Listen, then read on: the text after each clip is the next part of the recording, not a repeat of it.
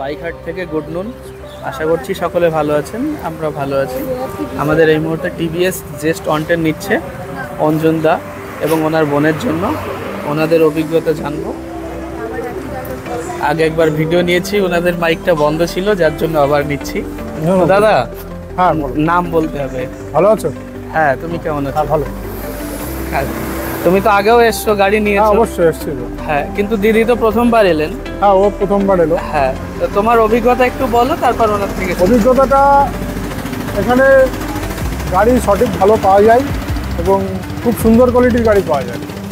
আমি বোনের জন্য এই টিভিএস স্কুটি জেস্ট 110 এই গাড়িটা বোনকে পছন্দ করে দিলাম এবং গাড়িটা খুবই ভালো, খুব সুন্দর। গাড়িটা স্মুথ আছে?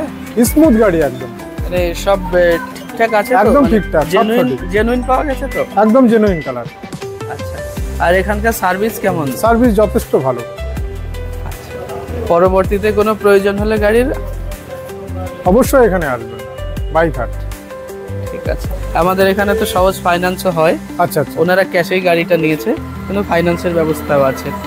আচ্ছা, আপনার অভিজ্ঞতা একটু জানাবেন। আপনার নাম বলবেন?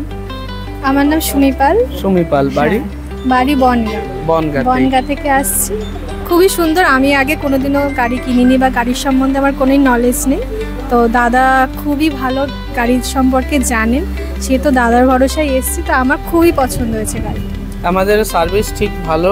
হ্যাঁ, অবশ্যই ভালো এখানকার সার্ভিস। পরবর্তীতে কোনো প্রয়োজন হলে, গাড়ির প্রয়োজন হলে? হ্যাঁ, অবশ্যই এখানেই আসবো। মতামতের জন্য ধন্যবাদ। আর একটু সময় দিন, ওদের একটু দোকানে গেছে, এখনই আসছে। আর সবাই ভালো থাকবেন, আর যারা আমাদের সঙ্গে রয়েছেন তারাও সকলে ভালো থাকবেন। আগামী ভিডিওতে আবার